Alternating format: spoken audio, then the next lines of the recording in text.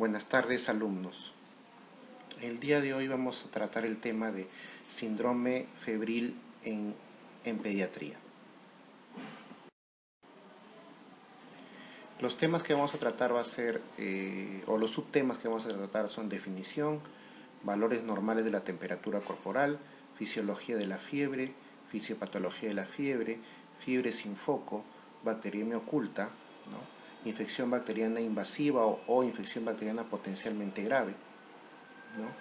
Vamos a ver un enfoque diagnóstico para hacer ubicarnos entre los diagnósticos más probables, teniendo en cuenta la edad de presentación de los pacientes. Luego ya vamos a ir viendo lo respecto al tratamiento, que son los métodos físicos de enfriamiento, ¿no? El tratamiento farmacológico y unas palabras de fiebre por drogas para finalizar con las conclusiones. La fiebre es el principal motivo de consultas en los servicios de urgencias en pediatría. Probablemente es alrededor del 25 al 30% de las visitas a emergencias corresponden a pacientes con fiebre. Y en nuestro medio nos estamos dando cuenta que el paciente llega a emergencia en forma rápida, generalmente en las primeras horas de enfermedad, ¿no? Habitualmente en las 12 a 24 primeras horas de fiebre, en las cuales todavía es muy pronto y hacer el diagnóstico, es muy pronto para hacer el diagnóstico y estamos en una disyuntiva de darle una información respecto al diagnóstico a la mamá. Y muchas veces en esas primeras horas el paciente no presenta muchos síntomas, ¿no? Entonces podemos estar frente a un paciente con un cuadro febril sin foco en ese momento. Básicamente la charla se va a enfocar al paciente con fiebre sin foco, ¿no? En menores de 3 años, ¿no? Se tiene la creencia que la fiebre muchas veces es una enfermedad y no un signo de la enfermedad, que puede llevar a una vigilancia y tratamiento excesivos, tanto por parte de las madres como de los profesionales de la salud. Por parte de los padres, porque sienten una ansiedad y muchas veces una fobia a la fiebre. Y en cuanto a los profesionales de la salud, ¿por qué? Porque en muchas oportunidades van a prescribir antibióticos, una serie de antitérmicos o inclusive pedir exámenes de laboratorio. Entonces tenemos que saber a qué paciente y en qué circunstancias vamos a solicitar determinados exámenes de laboratorio. Primero vamos a definir qué es fiebre. Definimos fiebre como una elevación anormal de la temperatura corporal cuando esta temperatura es por igual o encima de 38 grados centígrados, que ocurre como parte de una respuesta biológica específica mediada y controlada por el sistema nervioso central. ¿Qué cosa es hipertermia? Hipertermia es la elevación de la temperatura corporal sin que medien cambios en el centro termorregulador hipotalámico. Se va a deber a alteraciones en la producción, aporte y o eliminación de calor. Por ejemplo, tenemos un paciente recién nacido, ¿no? Que lo lleva la madre, ¿no? Porque refiere que tiene, por ejemplo, 38,2 de temperatura, ¿no? De repente ese paciente estuvo con sobreabrigo, ¿no? O de repente, ¿no? Está muy abrigado y eso hace que aumente la temperatura corporal. O el paciente está deshidratado y eso también hace que aumente la temperatura corporal. Esto vendría a ser una hipertermia, no una fiebre. Porque aquí no van a mediar cambios, ¿no? En el centro termorregulador hipotalámico. Y hiperpirexia es la elevación de la temperatura corporal a valores por encima de 41 grados centígrados.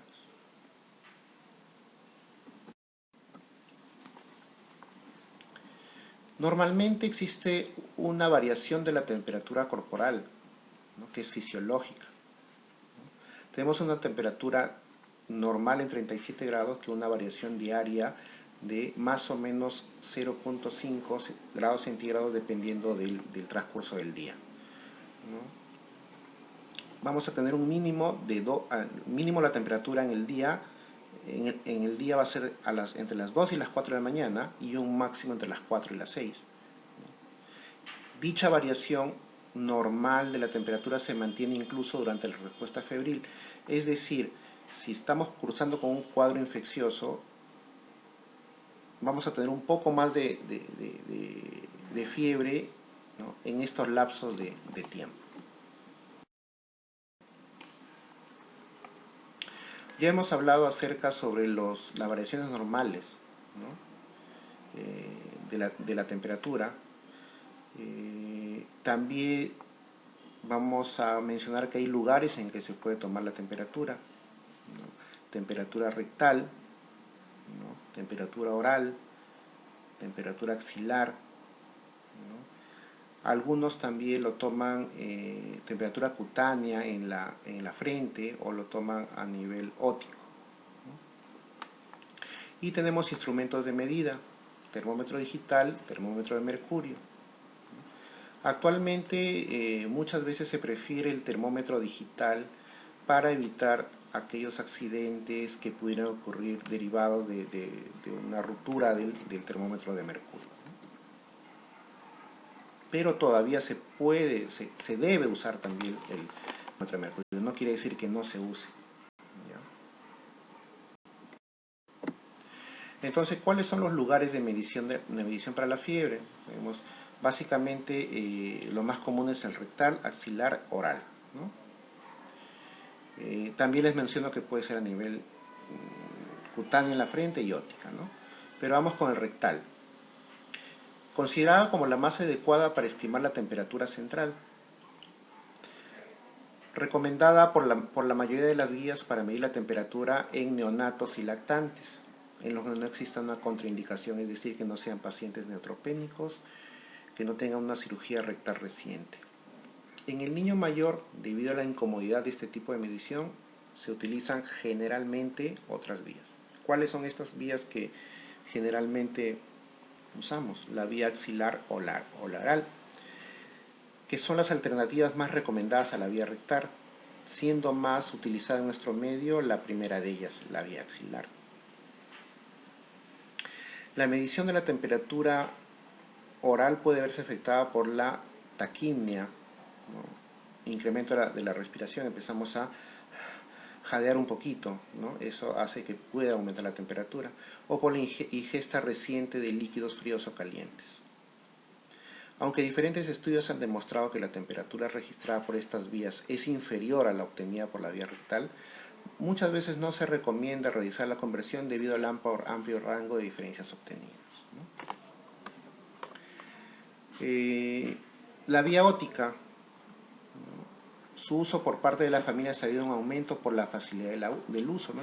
Generalmente no esperas los 3 minutos, es mucho más rápido, ¿no?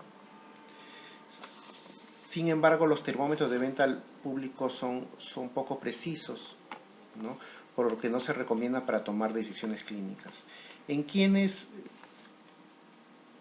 digamos, está un poco más recomendado es en aquellos pacientes menores a 3 meses, ¿no?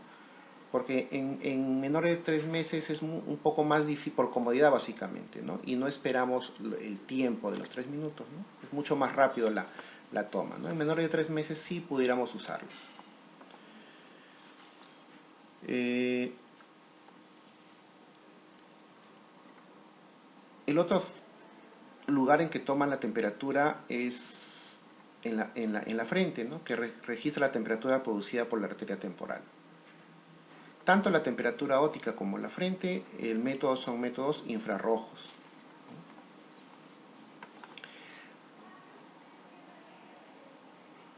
El inconveniente, vuelvo a manifestar, que hay unas amplias variaciones, ¿no?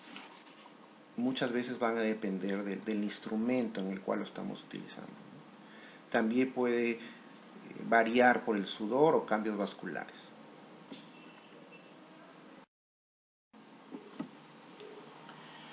Fisiología de la fiebre. La fiebre es una respuesta fisiológica compleja del individuo mediada por citoquinas pirógenas y que se caracteriza por un aumento de la temperatura central, formación de reactante de fase aguda y activación del sistema inmune, ¿no? Ya sabemos que hemos definido fiebre como temperatura rectal mayor a 38 grados. No es una respuesta peligrosa, ¿no?, sino es un arma bien diseñada que el organismo utiliza para luchar contra la infección, ¿no? El hecho de que el paciente tenga fiebre significa que su sistema inmune está competente, ¿no? Inclusive el aumento de las temperaturas hace que haya menos replicación de los microorganismos. Entonces tenemos la fisiopatología de la fiebre, ¿no? Tenemos acá la presencia de pirógenos exógenos, ¿no?, que pueden ser microorganismos, toxinas microbianas, reacciones inmunológicas, inflamación, traumatismos, neoplasias. Recordemos que la fiebre no, si bien es cierto, en su gran mayoría de los casos es por un proceso infeccioso, también se puede presentar por una reacción inmunológica. Por ejemplo, la aplicación de inmunoglobulinas para un tratamiento, ¿no?, puede dar fiebre, ¿no? Una leucemia, ¿no?, puede dar fiebre. Un lupus eritematoso da fiebre. Una artritis reumatoidea juvenil puede dar fiebre. Algún traumatismo también puede dar fiebre. Entonces estos pirógenos exógenos van a activar el sistema inmune. ¿Quiénes intervienen en este sistema inmune? Los monocitos, macrófagos, neutrófilos, algunos linfocitos T, fibroblastos, células endoteliales, células neoplásicas y células neoplásicas no inmunológicas, ¿no? Entonces, esta activación del sistema inmune va a conseguir una síntesis y liberación de citoquinas pirogénicas, interleuquina 1, interleuquina 1b, factor de necrosis tumoral, interleuquina 6, interleuquina 18, interferones. Todas estas se van a dirigir hacia las células endoteliales del órgano vasculosum de la lámina terminal, ¿no?, que esto está localizado en la parte anterior, ¿no?, y central del hipotálamo. Esto va a liberar prostaglandina D2, las cuales, al hacer efectos sobre las células gliales hipotalámicas, van a producir liberación de AMP cíclico, ¿no?, que van a elevar una elevación del nivel de termorregulación y va a permitir que el organismo presente conductas instintivas tanto para conservación del calor como aumento de la producción del calor. Entonces acá vamos a tener que el paciente va a presentar escalofríos, ¿no?, vasoconstricción, ¿no?, y va a hacer que de repente por reflejo preferamos ambientes cálidos, ¿no? Tenemos que abrigarnos por la misma actividad muscular que de los escalofríos, ¿no? Y esto va a producir la fiebre finalmente. Entonces, ¿qué es fiebre sin foco?, ¿no? Es una fiebre generalmente de menos de 72 horas de evolución, donde no se descubre la fuente de la misma, o sea, la causa, luego de una anamnesis y una exploración física cuidadosa. En la mayoría de los casos, la fiebre sin foco en el lactante se va a deber a infecciones víricas que se autolimitan. ¿Cuáles son estas infecciones víricas? Herpes virus, generalmente herpes virus 6, 7, enterovirus, también puede ser adenovirus, virus de la influenza, virus Epstein-Barr. Sin embargo, una proporción pequeña de lactantes con fiebre sin foco, sobre todo aquellos pacientes de menos de 3 meses, pueden presentar una infección bacteriana. Y esta infección bacteriana puede terminar en una infección bacteriana invasiva o potencialmente grave. El riesgo de la infección bacteriana invasiva disminuye con la edad, es decir, que mientras a más edad va teniendo el paciente, va a haber menos posibilidad de que de que éste presenta una infección bacteriana invasiva, pero puede aumentar con el grado de temperatura, ¿no? Aunque no hay un consenso, ¿no?, de cuánto es el grado de temperatura que va a aumentar la probabilidad de infección bacteriana grave. Generalmente se cree que esto es por encima de 40 grados, ¿no? Y la duración de la fiebre, ¿no? Paciente que tiene más de 72 horas de fiebre, inclusive más de 48 horas de fiebre, 48 posteriores, el paciente tiene mayor riesgo de infección bacteriana grave.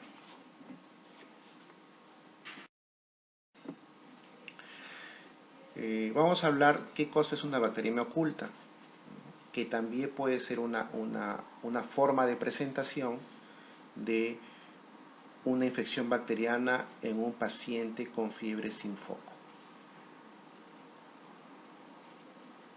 Es la presencia de bacterias en el torrente sanguíneo, ¿no? Por tanto, el paciente puede tener un hemocultivo positivo sin que se identifique un foco claro al examen físico ni tenga apariencia tóxica. La mayoría de las bacteriemias ocultas se van a resolver en forma espontánea. Sin embargo, se pueden complicar con enfermedades graves, ¿no?, como meningitis, neumonía, pielonefritis, artritis séptica, ¿no?, que estos van a ser una infección ya bacteriana pero invasiva.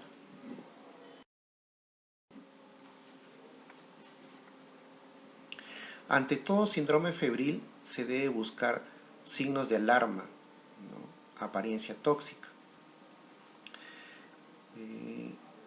Específicamente, ¿qué es lo que tenemos que buscar, ¿no? Signos de hipoperfusión tisular, piel moteada o marmórea,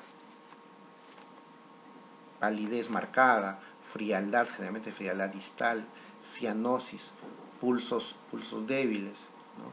Inclusive acá podemos, si se pudiera medir el flujo urinario, sería importante.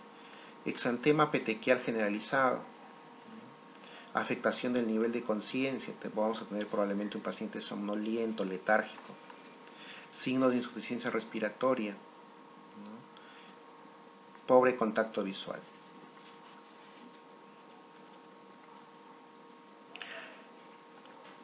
En un paciente con fiebre con síndrome febril o que el paciente tenga una fiebre sin foco,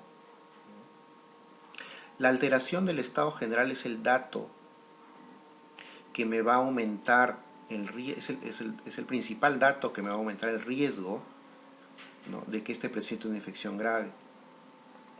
Existe un término, ¿no?, o una forma de evaluar a un paciente que se denomina el triángulo de evaluación pediátrica, que involucra 3 aspectos: apariencia, respiración y circulación.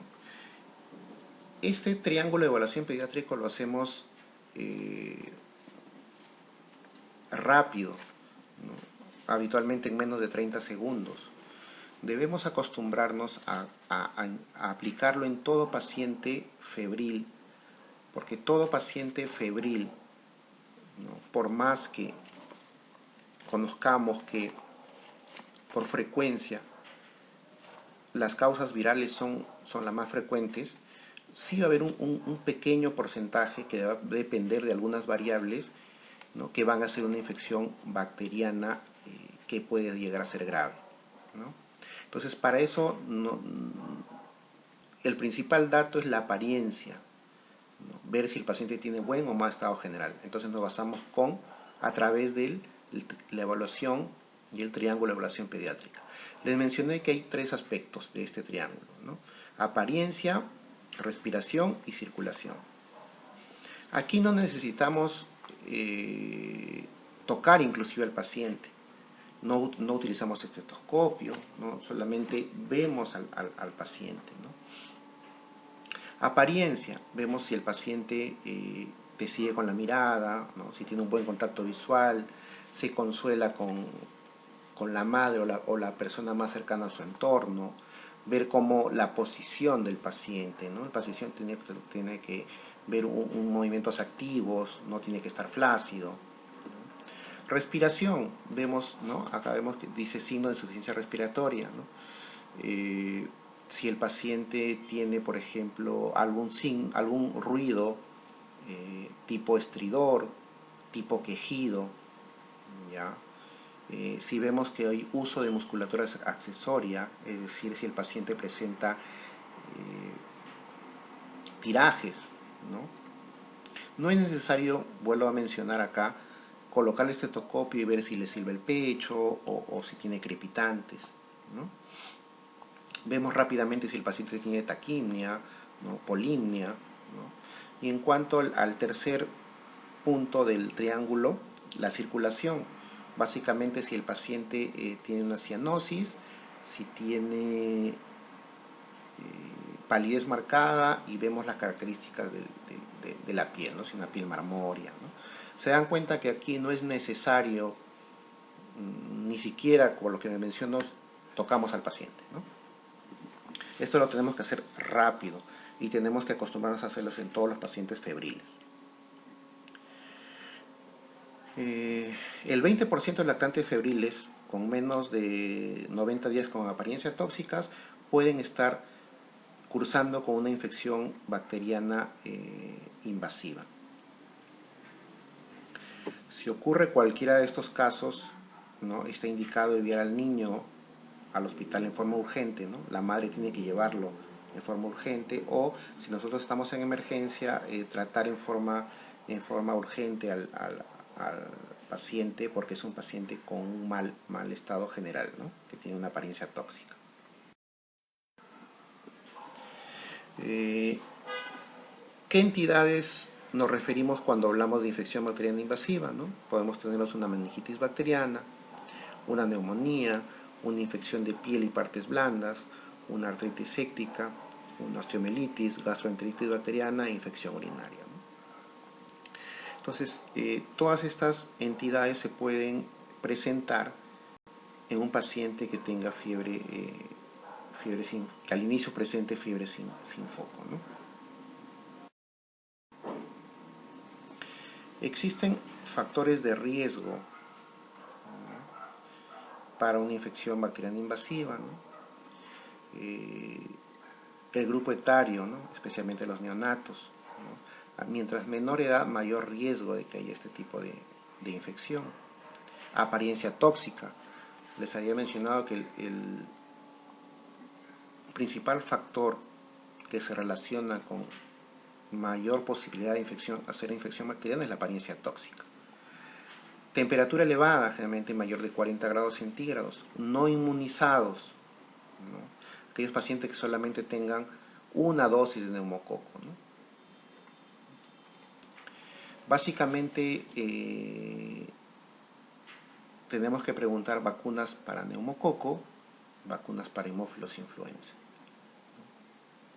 Por lo menos debe tener 2 vacunas de neumococo. Prematuridad también es otro factor. La presencia de comorbilidades o enfermedades crónicas y el uso previo de antibióticos en los 7 días previos. Todos estos son factores de riesgo para que aumente la probabilidad de que el paciente presente una infección bacteriana grave invasiva.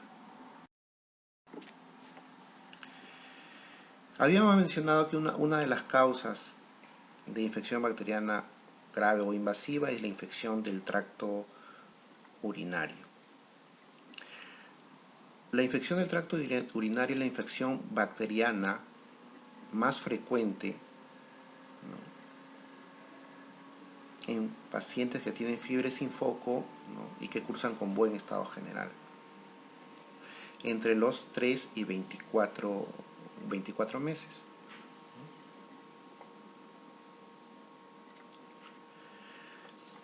En los lactantes menores de 3 meses la incidencia en niños y niñas es bastante similar, ¿no?, 7-8%, mientras que en los lactantes de 3 a 12 meses aumenta ya para las niñas y disminuye para los niños, ¿no? ¿Cuáles son los factores de riesgo para considerar una infección urinaria como causa de fiebre sin foco? Son la edad menor a 1 año, ¿no?, o 12 meses, no haber realizado la circuncisión, ¿no?, la circuncisión disminuye el riesgo de ictus hasta 10 veces. Ahora, no quiere decir que todos los pacientes que no están circuncidados van a presentar infección urinaria. El sexo femenino, temperatura mayor de 39 y duración de la fiebre mayor a 2 días, ¿no? Entonces, siempre cuando tengamos un paciente con fiebre sin foco, consideremos, especialmente si lleva un estado general y tiene menos de 2 años, ¿no? Consideremos la infección urinaria, ¿no?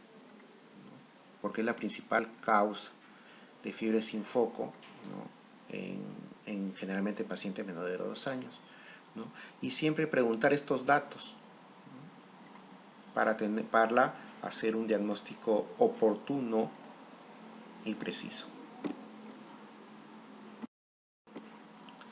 Meningitis también es una causa de infección bacteriana invasiva, ¿no? Pero con la presencia de las vacunas conjugadas tanto como frente a la Haemophilus influenza, neumococo, meningococo C, su prevalencia ha disminuido mucho. En niños de 3 a 36 meses, los signos y síntomas de la exploración física permiten descartar la existencia de meningitis, pero esto no sucede así en lactantes menores de 3 meses, ¿no? En lactantes menores de 3 meses pasa muchas veces desapercibido, ¿no? Simplemente el paciente puede tener fiebre y puede, ¿no?, estar cursando con una meningoencefalitis. Por eso vamos a ver en las siguientes diapositivas que en muchos de estos pacientes vamos a tener que realizar una punción lumbar.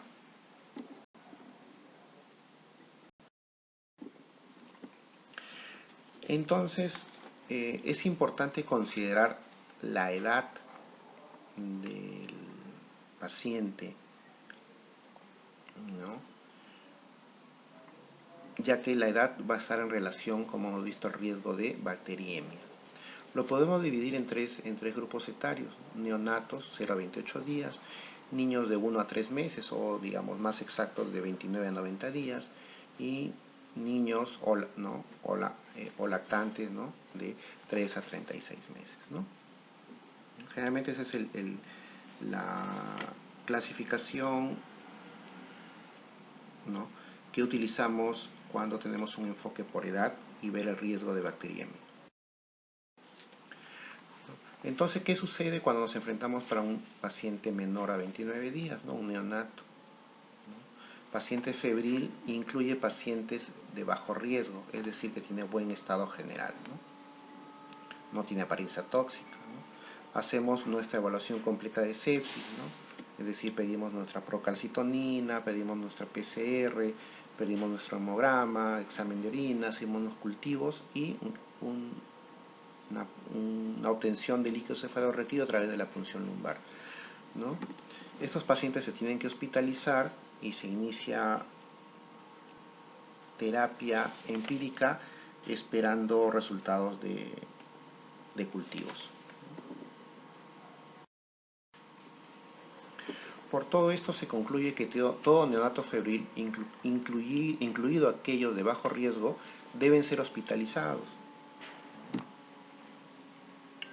Y se les debe hacer un estudio que incluya, como mencioné, hemograma, hemocultivos, inclusive 2 hemocultivos, examen completo de orina y urocultivo, PCR o BSG, procalcitonina, ¿no?, una procalcitonina mayor a 0.5 nanogramos por mililitro asociada a infección bacteriana severa, ¿no?, y punción lumbar para descartar muchas veces una encefalitis por herpes virus, ¿no?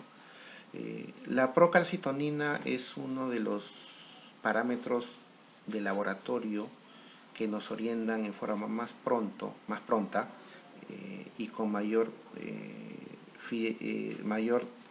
exactitud, ¿no?, si un paciente está cursando con una infección bacteriana severa. Entonces, tenemos que iniciar un tratamiento empírico, ¿no?, con antibióticos. Empírico, ¿por qué? Porque todavía vamos a tener los cultivos en ese momento, ¿no? ¿Y qué gérmenes son aquellos gérmenes en esta edad que son más frecuentes? Tenemos la E. coli, tenemos el estreptococo beta hemolítico grupo B o Agalactiae, tenemos también el enterococo, ¿no? Son los gérmenes más frecuentes. Inclusive a veces la listeria monocitógenes, ¿no? Entonces, ¿qué antibiótico vamos a emplear? Siempre doble cobertura. Habitualmente los esquemas son ampicilina más gentamicina, también podemos emplear la micacina, o una cefalosporina de tercera generación, en este caso cefotaxima más ampicilina. En esta última opción, sobre todo si la punción lumbar es compatible con una infección bacteriana, ya que, como nosotros sabemos, los aminoglucósidos, es decir, la gentamicina o amicacina, no van a pasar la barrera hematoencefálica. El posterior manejo, lógicamente, va a estar en relación a la evolución del paciente y el resultado de los exámenes y los cultivos, ¿no?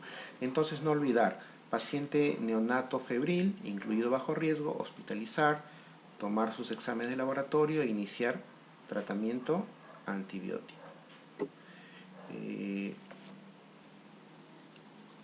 Sí nos podría tocar algún caso de algún paciente neonato que, si bien es cierto, tiene fiebre, ¿no? Y en algunos casos, muy pocos, no pueden ser una infección, ¿no? Estamos hablando de aquel paciente que de repente está con sobreabrigo o digamos, está deshidratado y podría, en este caso, la fiebre, el incremento de la temperatura no podría estar relacionado a un proceso infeccioso, pero es la minoría de los casos, ¿no? En este caso tenemos que hacer una evaluación más individualizada, ver si el paciente, su examen físico, ver sus antecedentes, si sus exámenes están normales, luce bien, todo está normal, quizás podríamos darle de alta, ¿no? Pero son el mínimo de los pacientes, ¿no? Mínimo porcentaje. En este caso lo podríamos tener unas horas al paciente en observación, de repente ver si lo desabrigamos y ya no volvió a presentar la fiebre y no hay algún otro dato, quizás el paciente lo podríamos dar de alta. Pero llevemos la idea que la gran mayoría de los pacientes, por no decir casi todos los pacientes febriles, va a ser un paciente, incluido aquello de bajo riesgo, es decir, que no tienen apariencia tóxica. Nos estamos enfrentando a un cuadro potencialmente de infección bacteriana grave, ¿no? Entonces, lo que debemos hacer es ahí hospitalizar y tomar los exámenes e iniciar antibióticos.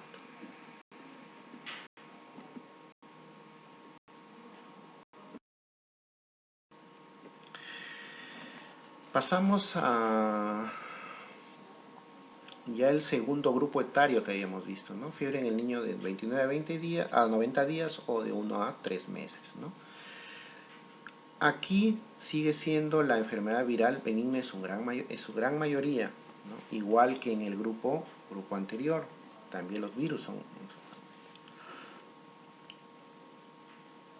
Pero sí así como en el grupo anterior, hay un porcentaje de pacientes que pueden hacer todavía infección bacteriana severa, ¿no? Habíamos visto en uno de los primeros slides, o hace unos 3 o 4 slides, que inclusive un 20% de los pacientes, ¿no?, febriles menores de 3 meses van a cursar con infección bacteriana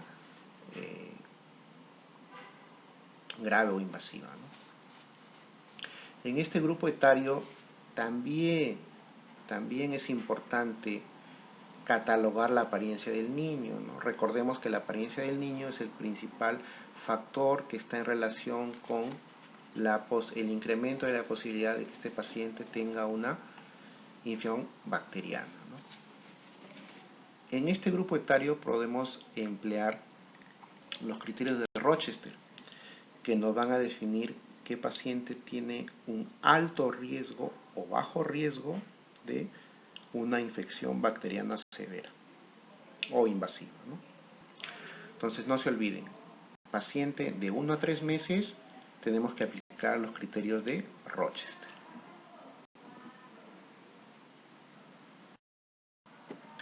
Entonces, ¿qué son los criterios? ¿Cuáles son los criterios de Rochester, ¿no? Que se llama criterios de ¿cuál es la finalidad? ¿No? Identificar aquellos pacientes que tienen bajo riesgo, ¿no? de hacer una infección bacteriana en aquellos pacientes menores de 3 meses que tienen fiebre sin foco. Entonces son básicamente 4, ¿no? Son cuatro ítems, ¿no? Lactante de buen estado general previamente sano, ¿no? Luce bien el paciente. 2, el punto 2 se refiere a los antecedentes, ¿no? Tiene que ser un nacido a término, que no haya recibido tratamiento antimicrobiano perinatal, no ha sido tratado de una hiperbilirubinemia inexplicada, no recibió ni está recibiendo tratamiento antibiótico días previos o al momento de la evaluación, no ha tenido hospitalizaciones previas, no tiene una enfermedad crónica o de base, es decir, no presenta comorbilidades, y al momento del nacimiento no estuvo hospitalizado durante tiempo, un periodo superior al de la madre, ¿no?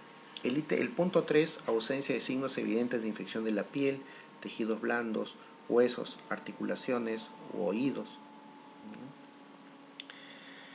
En cuanto a los valores de laboratorio, tenemos unos leucocitos entre 5.000 a 15.000, un recuento absoluto de abastonados inferior a 1.500, menos de 10 leucocitos por campo en sedimento urinario, menos de 5 leucocitos por campo en una muestra de extensión de heces, ¿no? En caso que presentara deposiciones líquidas. Entonces, para que cumpla criterios de bajo riesgo, tiene que cumplir los 4. Basta que no cumpla el criterio para decir que tiene alto riesgo. ¿Ya? No se olviden, tiene que cumplir los cuatro criterios.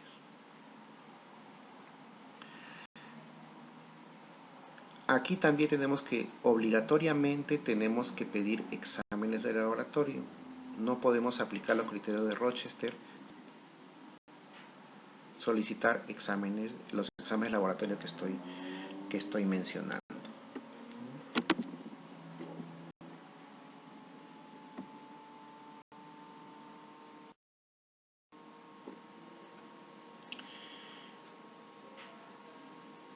Para el manejo de este grupo podría hacerse una subdivisión, ¿no?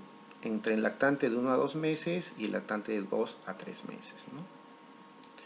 Entre 1 y 2 meses se debería actuar como recién nacido, es decir, realizar todos los exámenes incluyendo la punción lumbar, con la diferencia de que si el examen físico es normal y los exámenes salen dentro de los límites normales, el paciente podría ser hospitalizado para observación sin uso de antibióticos, o el paciente podría ser evaluado diariamente en forma ambulatoria si los padres son confiables y se asegura un adecuado seguimiento, ¿no?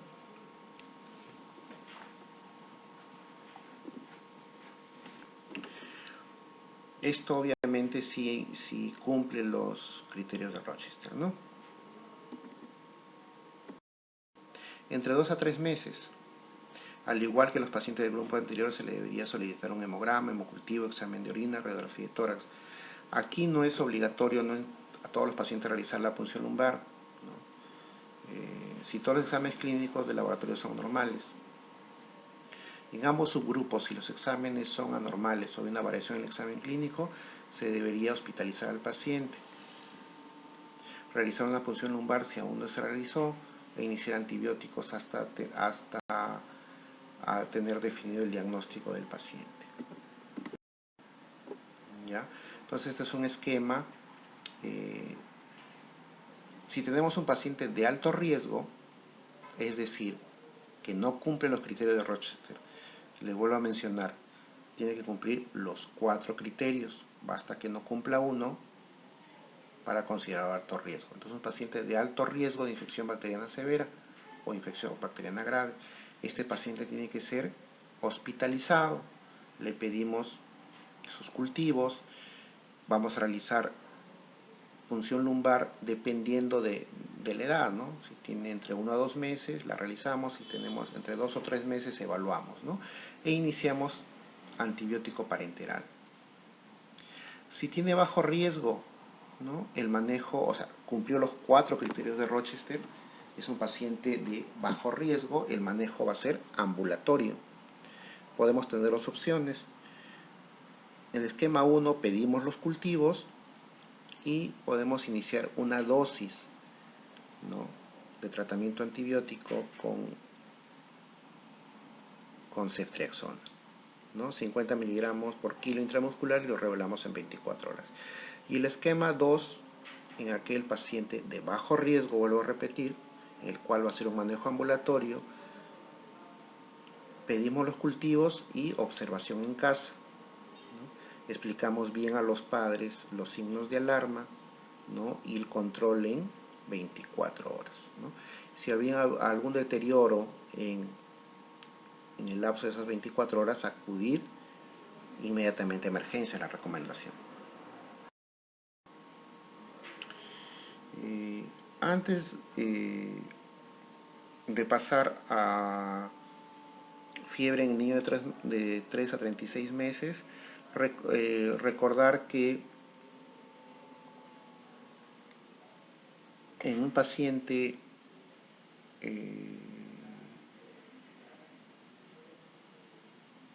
las infecciones bacterianas más frecuentes en pacientes de 1 a 3 meses van a ser, ¿no?, tanto la ITU como la bacteriemia oculta.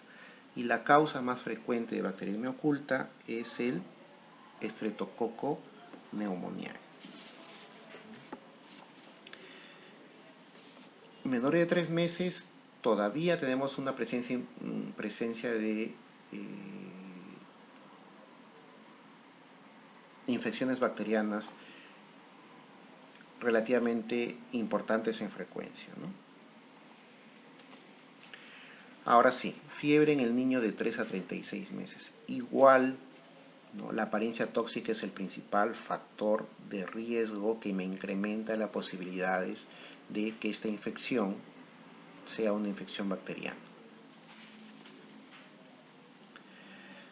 Si el paciente presenta una apariencia tóxica o inestabilidad en los signos, ¿no?, hemos visto, tenemos que darle un estudio completo, inicio de antibiótico empírico, ¿no?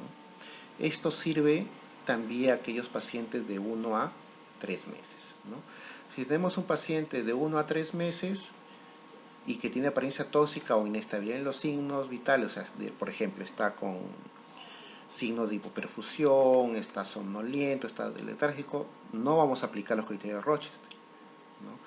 Porque el criterio de Rochester lo aplicamos a aquellos pacientes que lucen bien, ¿no? Que lucen bien, ¿no? En estos pacientes tenemos que asumir que es un paciente que está con sepsis, ¿no?, o que puede hacer sepsis. Tenemos que hacer el ABC, inclusive podemos poner algún bolo de solución salina fisiológica, ¿no?, y hacemos nuestro estudio completo, inicio de antibiótico empírico, ¿ya?, que muchas veces es con cefalosporina de tercera generación. Si el paciente no tiene apariencia tóxica y tiene fiebre sin foco, tenemos que verificar el estado de inmunización, ¿ya?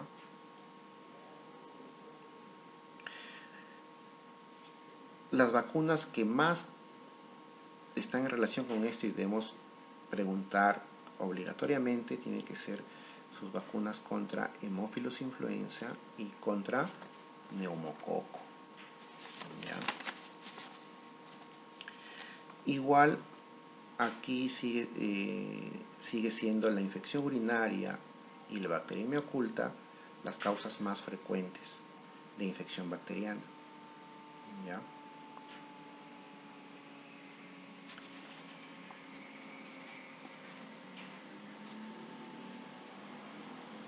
Entonces vamos a ver que vamos a pedir muchas veces un examen de orina, o casi siempre, ¿no?, un examen de orina, ¿no? Recordar aquellos factores de riesgo para que incrementan la posibilidad de infección urinaria, ¿no? pacientes menores de 12 meses, pacientes con más de 39 de temperatura, pacientes con más de 72 horas de fiebre, también pacientes que tienen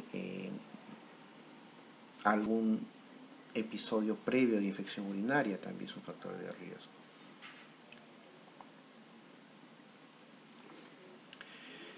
En este grupo etario sí tiene que ver mucho el grado de temperatura, ¿no? Generalmente con más de 39, ¿no? Más de 39, 40, sospechamos o podemos pensar que pudiéramos estar frente a una infección bacteriana grave. Si tenemos un paciente en el cual tiene fiebre, tiene buen estado general y tiene un examen de orina negativo, o sea, normal, no hay leucocituria, ¿no? Y hemos descartado una infección urinaria, y el paciente está vacunado, ¿no? Para hemófilos influenza, para neumococo, y su fiebre no es mayor a 39, a 40, en ese caso ya no pedimos más exámenes, ¿ya? Pero si por el contrario, ¿no? Porque en este caso el idea bacteriana oculta, es generalmente el 2 al 2.5%, ¿no? No es muy frecuente, ¿no? Entonces habitualmente ya no necesitamos pedir más exámenes. Pero si el paciente tiene un examen de orina negativo, o sea, no es una infección urinaria y no está vacunado, o tiene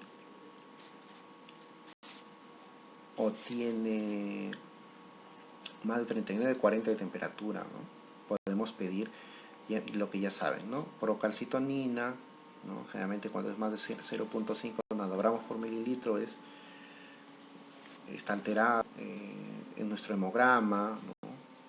Cuando está más de 15.000, neutrófilos más de 10.000, ¿no? Inclusive podemos pedir una radiografía de tórax en pacientes, a pesar que el paciente no tenga sintomatología respiratoria, ¿no? Cuando tienes un hemograma con citos mayor a 20.000 o cuando la temperatura la duración de la temperatura es más de 72 horas. Obviamente nuestros cultivos, urocultivo, hemocultivo, ¿no?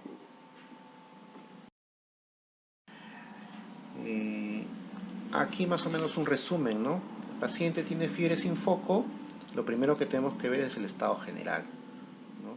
Si es un estado general regular o malo, ¿no? Tenemos una apariencia tóxica, ¿no? Nuestro triángulo de evaluación pediátrica está alterado, tenemos que estabilizar al paciente, ¿no? Estabilizar el ABC, estudio completo de sepsis, analítica, orina, punción lumbar, lo hospitalizamos y tratamiento antibiótico empírico, ¿no?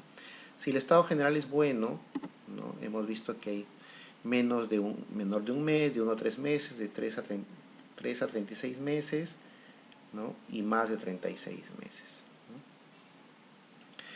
Menos de un mes, ya sabemos que tenemos que hospitalizar al paciente, estudio completo de sepsis, ¿no? Punción lumbar, ¿no? Y hospitalizarlo con antibiótico.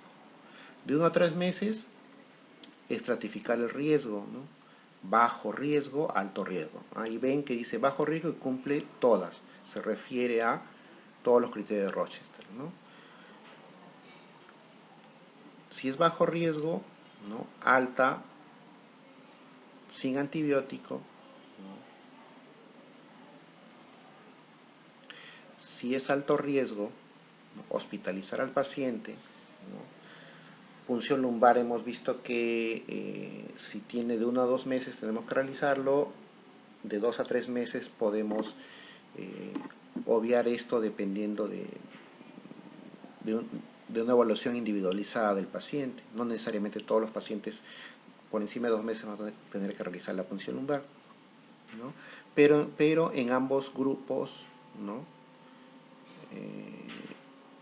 Es decir, de 1 a 2 meses, de 2 a 3 meses, tenemos que ingresarlos con antibióticos, porque son pacientes que tienen alto riesgo de infección bacteriana porque no cumplen los criterios de Rochester, ¿no? Tenemos el tercer grupo de 3 a 36 meses, ¿no? Entonces también vemos, ¿no? ¿Tiene buen estado general o no tiene buen estado general? Si tiene buen estado general, le pedimos examen de orina, ¿no? Vemos si está vacunado o no y si tiene una temperatura menor a 40 grados centígrados o no, ¿no? Si está vacunado y tiene una temperatura menor a 40, ¿no? Hemos dicho que alta. Seguimiento, explicamos signos de alarma, sus antipiréticos. Si no está vacunado o tiene una temperatura mayor a 40, ¿no? En este caso tenemos que pedir, ¿no? los exámenes que ya sabemos: procalcitonina, PCR, BCG, cultivos,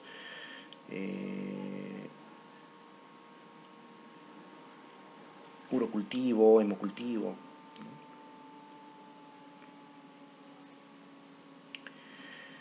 Si no tiene buen estado general, igual también pedimos nuestros exámenes y la decisión del antibiótico va a depender de la presencia de los resultados de estos exámenes.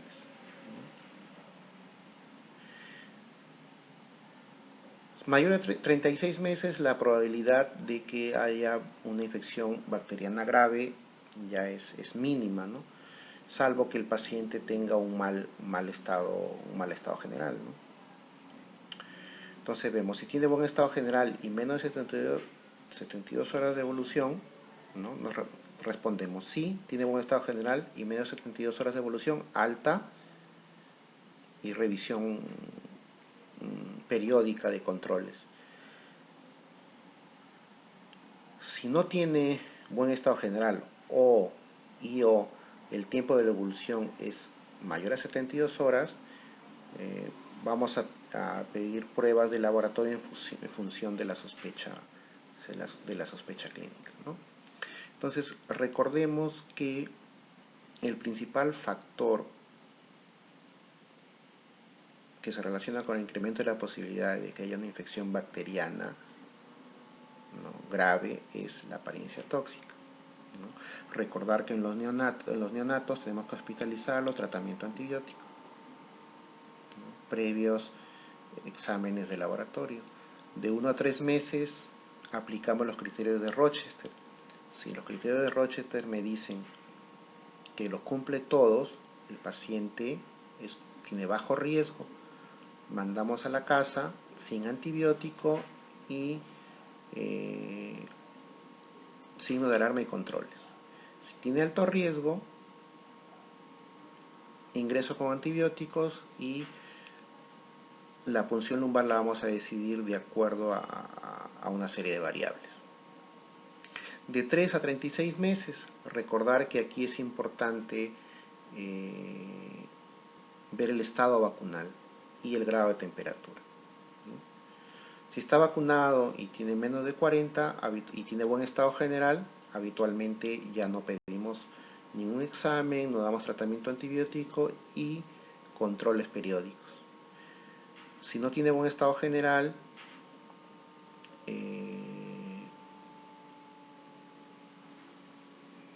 o la temperatura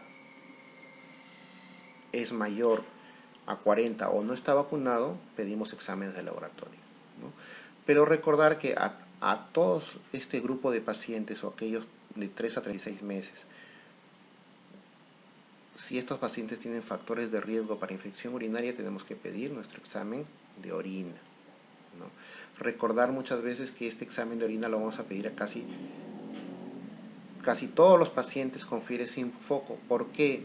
Porque debemos recordar que la infección urinaria es la principal causa, ¿no?, de fiebre sin foco en menores de 24 a 36 meses que tienen buen estado general.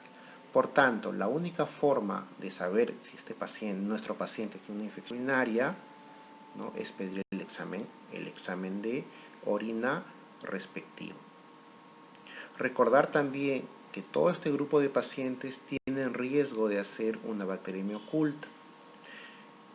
Este riesgo de bacteriemia oculta va a depender muchas veces de la edad, ¿no? Mientras menos edad, más riesgo de hacer esta infección bacteriana oculta, y del estado vacunal, también del grado de temperatura, ¿no? Y del tiempo de duración de esta.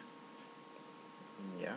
Recordar también que el Streptococcus pneumoniae es la causa más frecuente, la etiología más frecuente, ¿no?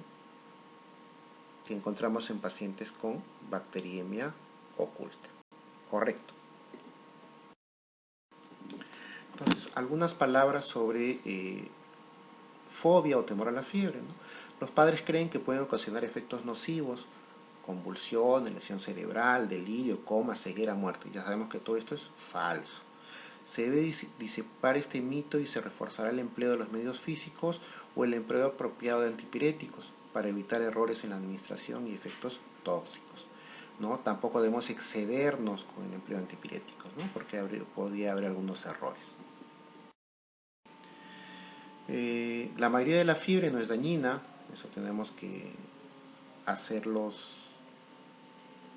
comunicarles o hacerles entender a los padres. El uso excesivo de antipiréticos puede ser dañino. Los antipiréticos no tienen ningún papel en la prevención de las crisis febriles, ¿no? Muchas veces piensan que escuchan, ¿no? los pacientes, los padres, ay, mi hijito va a convulsionar, le dan su paracetamol antes, ¿no? Para evitar esa probable convulsión, ¿no? Recordar que no tiene ningún papel en la prevención de las crisis febriles. Tampoco deben ser usados como medida preventiva durante la vacunación, ¿no? Puede ser porque puede disminuir una respuesta de los anticuerpos, ¿no? Todo esto es lo que decimos fiebre-fobia, ¿no? El temor exagerado que muchas personas tienen a la fiebre, ¿no? Entonces, algunas recomendaciones para el paciente febril. La primera medida del pediatra es elevar la atención del hogar, ¿no? Calmar el llanto y la inquietud del niño, brindar tranquilidad a la familia, asegurar una hidratación adecuada, pues se pierden líquidos en abundancia por la transpiración y las pérdidas insensibles. Situar al niño en una habitación con una temperatura ambiental agradable, vestirlo con poca ropa, ¿no? Ya que la piel descubierta permite la pérdida de calor y por lo tanto la disminución de la fiebre. Ofrecer bebidas que aporten sales y agua, ¿no? Los medios físicos, ¿no? La aplicación al cuerpo de agua tibia con una esponja es otro método que se aconseja para bajar la temperatura corporal. La inmersión en agua tibia es un recurso eficaz mientras se espera la acción de los fármacos, ¿no? El agua es 20 veces más efectiva que el aire para intercambiar el calor, ¿no? El uso de las compresas frías al frotar la piel producen una vasodilatación y provocan un intercambio térmico adicional. Entonces, el empleo de medios físicos ayudan a disminuir la temperatura, ¿no? Y es un método natural. Sin embargo, hay tratamiento farmacológico, ¿no? El tratamiento antipirético es beneficioso en los pacientes de alto riesgo, que tienen enfermedades cardiorrespiratorias crónicas, ¿no? Trastornos metabólicos o afecciones neurológicas en quienes están expuestos a convulsiones febriles, ¿no? A estos pacientes sí, los pacientes que tienen, habíamos dicho hace un momento que los antipiréticos no tienen relación con la prevención de convulsiones febriles, pero me refería a pacientes sanos, ¿no? Sin alguna afección neurológica o comorbilidad previa. En ellos sí hay un mayor riesgo de convulsión febril. Recordar también que los antipiréticos no modifican la evolución de las enfermedades infecciosas que afectan habitualmente a los niños normales, de ahí que su empleo siga siendo un motivo de controversia.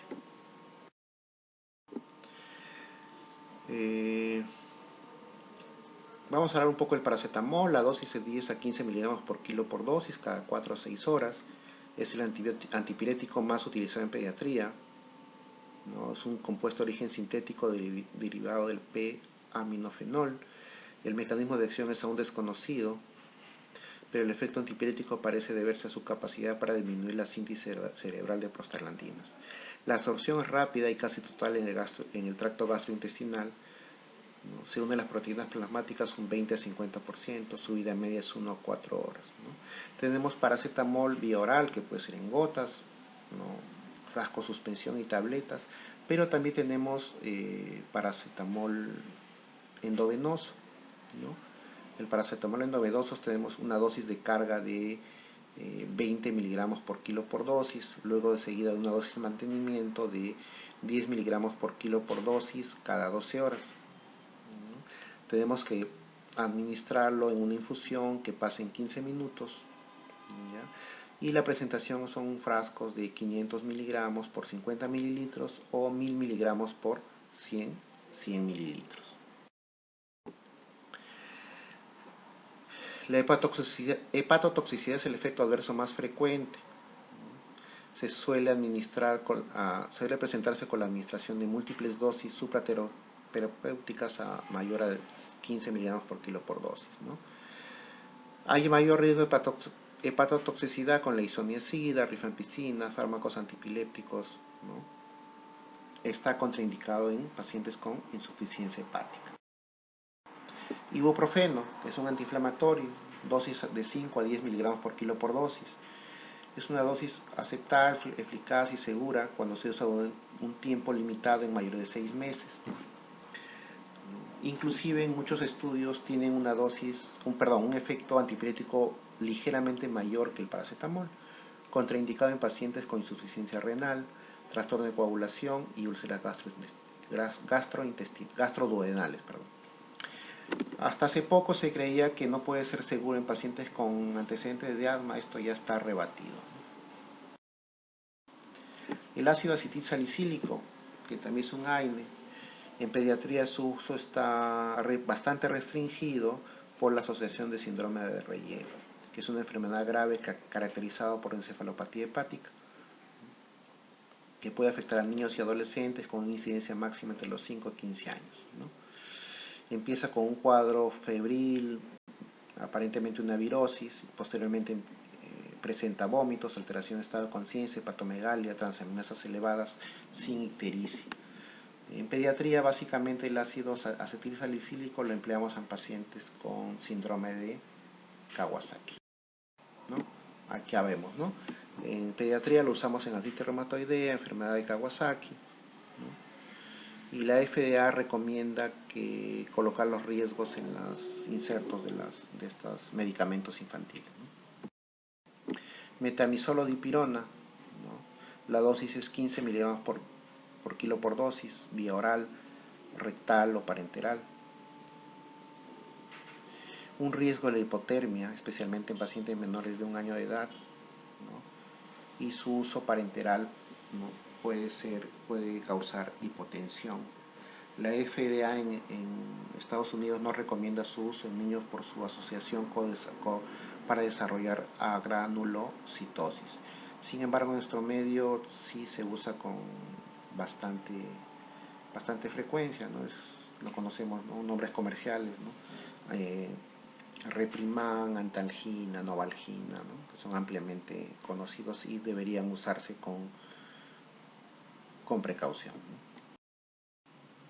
Finalmente, fiebre por drogas, ¿no? Recordar que algunos medicamentos pueden causar fiebre, ¿no? Los antibióticos que pueden producir fiebre son penicilina, cefalosporina. También tenemos anticonvulsivantes como fenitoína, carbamazepina, antineoplásicos, agentes cardiovasculares.